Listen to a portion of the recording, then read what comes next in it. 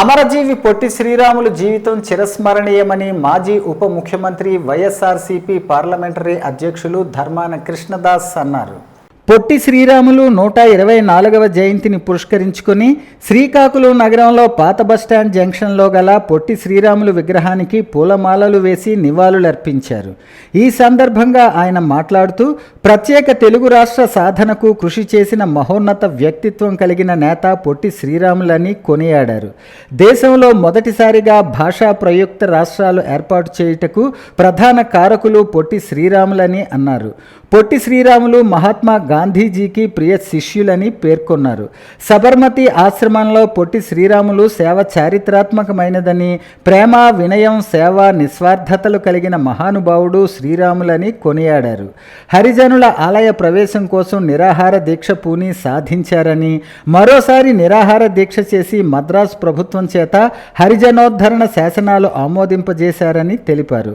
శ్రీరాములు వంటి కార్యదీక్షాపరులు 10 మంది ఉంటే ఒక్క సంవత్సరంలోనే స్వాతంత్ర్యం సాధించవచ్చునని గాంధీజీ అనేవారని చెప్పారు.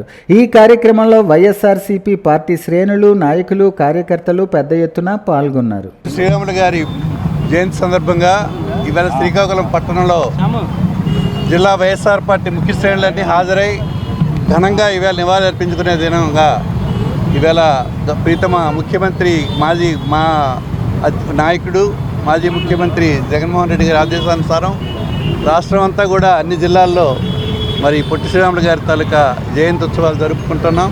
అందులో భాగంగా మన జిల్లాలో కూడా ఇక్కడ ఘనంగా వైఎస్ఆర్ పార్టీ శ్రేణులన్నీ హాజరై ఈ కార్యక్రమం హాజరై చేస్తున్నాయి.